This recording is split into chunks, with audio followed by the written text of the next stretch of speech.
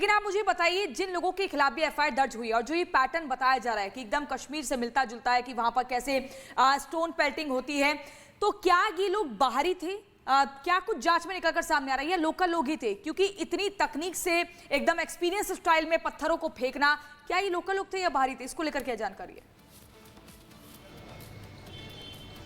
देखिए, एफआईआर इस बार आपके इसी सवाल का जवाब दे रही है। 51 लोग नामजद हैं, तो ये बात तो बिल्कुल क्लियर है कि 51 लोग इसी इलाके के रहने वाले हैं, क्योंकि उनके नाम पुलिस के पास है, बाकायदा उनके एड्रेस पुलिस के पास है, और 40 लोगों की गिरफ्तारी इन नामजद लोगों में से की जा चुकी है। और दूसरा सबसे बड़ा सवाल कि कैसे हुआ, उसको पूरे क्राइम सीन को रिक्रिएट करना होगा। देखिए, ये चिटनिस पार्क है। एफआईआर में बताया गया 4 बजे यहाँ पर जो भीड़ है वो एक पॉलिटिकल पार्टी के जो लोग हैं वो यहाँ पर पहुंचे, जिसको माइनॉरिटी डेमोक्रेटिक पार्टी जो है बोला जा रहा है। वो लोग यहां पर पहुंचते हैं, भीड़ इकट्ठी करना शुरू करते हैं। इसी चौराहे पर महज 10 कदम जब हम आगे बढ़ रहे हैं तो आपको यहां पर एक मस्जिद नजर आ रही है। शाम को 5 बजे जो कि नमाज अदा करने का समय होता है, लोग यहां पर पहुंचते हैं। जब वो देखते हैं कि इस चौराहे पर 70 से 80 लोग इकट्ठा हैं और वो किस कारण से इकट्ठे हैं, तो लोगों के मन में जिज्ञासा हुई, तो उनको एक मैसेज कन्वे किया गया जो कि अफवाह थी। उस मैसेज को जब कन्वे किया जाता है तो ये मस्जिद आप देख रहे हैं, जब लोग नमाज अदा करके बाहर आते हैं तो वो भीड़ जो थी वो 70-80 के हटकर 100 से 150 की पहुंच चुकी थी। लोग नमाज अदा करके बाहर निकले, वो फिर उस भीड़ का हिस्सा हुए।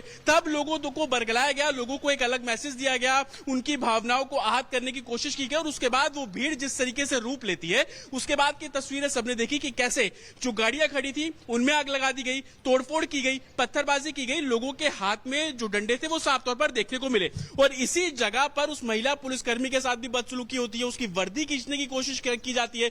जो भीड़ यहां पर इकट्ठी थी वो अश्लील इशारे जो है वो उस महिला ऑफिसर के साथ करते हैं। तो ये पूरा एक पैटर्न था, ये पूरा एक सीक्वेंस था क्राइम का, जिसको रिक्रिएट करने की कोशिश है। और यही वजह है कि इस पूरे मामले में जब डिटेल रिपोर्ट दी जाएगी तो इस पूरे सीक्वेंस और बाकायदा टाइम के साथ साथ कैसे गैदरिंग इकट्ठा होना शुरू हुई, वो तमाम जानकारी जो है वो जुटाई जाएगी। इस मस्जिद की तस्वीर मैं आपको एक बार फिर से दिखा दूं। अभी देखिए, ये काले रंग का गेट आपको यहाँ पर नजर आ रहा है, ये मस्जिद है, तकरीबन 2 मंजिला ये मस्जिद है। शाम को यहाँ पर नमाज अदा करने के लिए लोग पहुंचते हैं। कल जब हम यहाँ पर पहुंचे थे तो हमने इसी मस्जिद के सामने, मैं थोड़ा और आगे चलूंगा तो मेरे वीडियो तस्वीर दिखा पाएंगे, ये आप लोहे का कंटेनर देख रहे हैं। इसी कंटेनर के आगे एक जेसीबी मशीन खड़ी थी जिसको आग के हवाले कर दिया गया, और यहीं पर ही एक सफेद रंग की गाड़ी खड़ी थी जिसमें पहले तोड़फोड़ की गई और उसको भी आग के हवाले कर दिया गया। और अब आप देखेंगे तमाम जो फोर्सेज है वो इस जगह पर खड़ी हुई है, बाकायदा जो महाराष्ट्र पुलिस की बसेज हैं, पुलिसकर्मी है, वो यहाँ पर तैनात किए गए हैं। ये इलाका इस लिहाज से भी सेंसिटिव है क्योंकि यहाँ से जो आरएसएस मुख्यालय है महज 1 किलोमीटर की दूरी पर होगा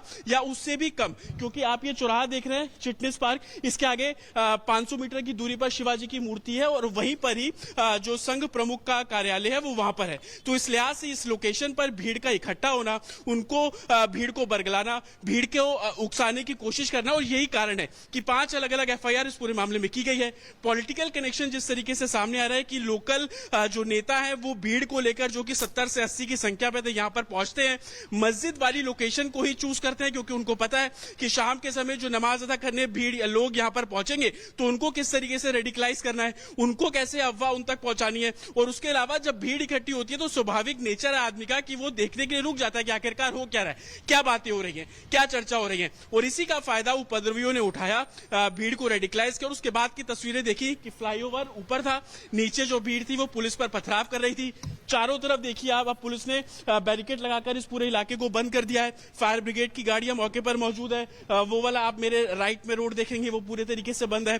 ऑफिसर्स कुछ बीच बीच में इस तरीके से फुट मार्च करते हैं, संवेदनशील इलाकों में मूवमेंट कर रहे हैं क्योंकि कर्फ्यू लगा, अगर कोई बाहर आता है तो उसको पूछा जाता है रीजन क्या है, कर्फ्यू इम्पोज किया गया, आप वापस घर जाइए, बहुत इमरजेंसी है। तो पुलिस खुद उनको बैरिकेड क्रॉस कराती है ताकि सेफली पैसेज बाहर मिल सके। लेकिन सबसे बड़ा सवाल ये कि भीड़ को उकसाने का काम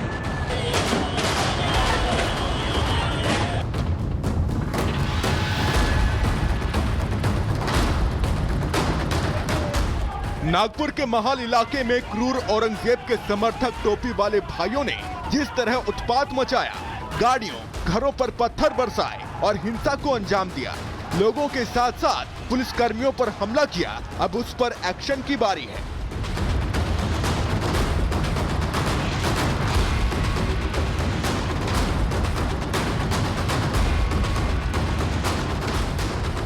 औरंगजेब गैंग ने हिंसा को अंजाम देते समय भरसक कोशिश की कि वो तीसरी आंख से बच जाएं, लेकिन ऐसा हो नहीं पाया। अब उसी सीसीटीवी फुटेज के आधार पर जांच की जा रही है।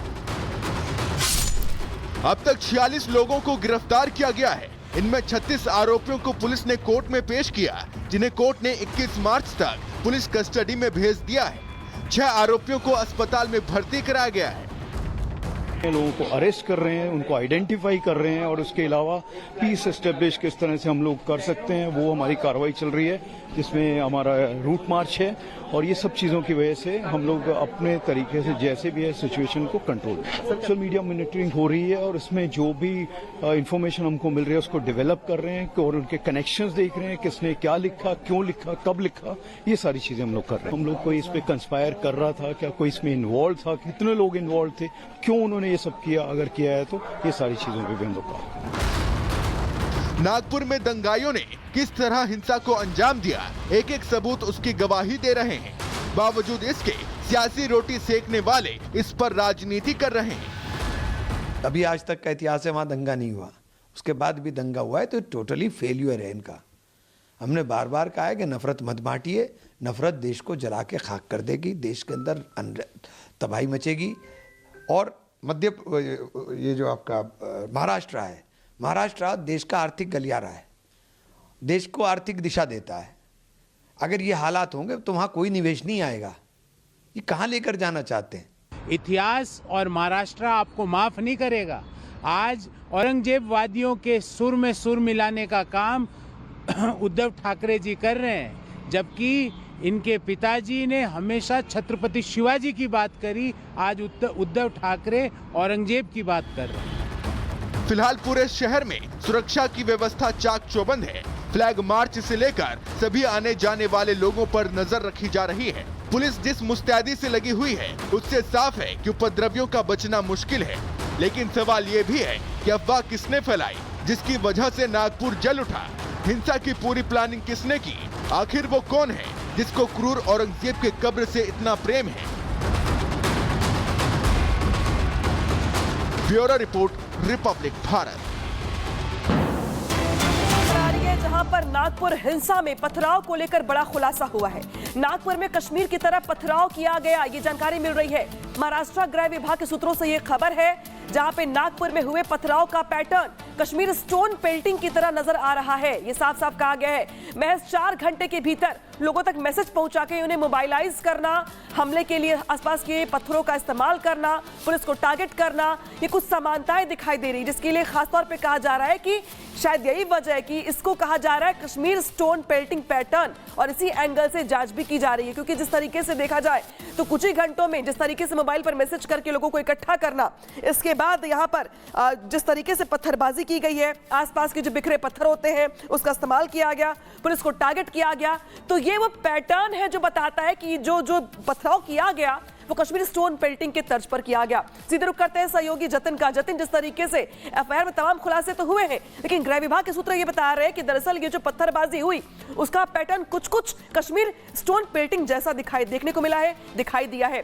कैसे समझाइए दर्शकों को, समझाइए कि आखिर ये पैटर्न होता क्या है, कैसे इस्तेमाल किया गया और आखिर क्यों इस एंगल से जांच करने की बात कही जा रही है?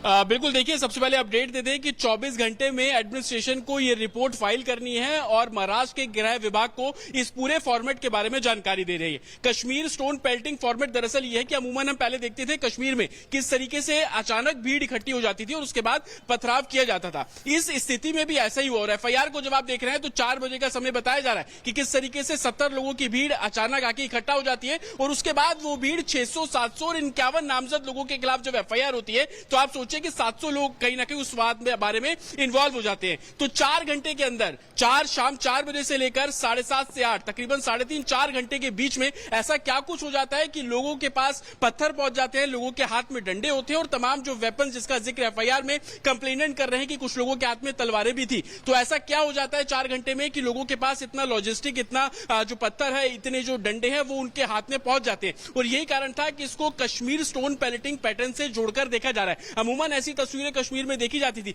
लेकिन नागपुर जो कि शांति प्रिय शहर था, यहां पर इस तरीके से हिंसा भड़काने के पीछे किसकी साजिश थी,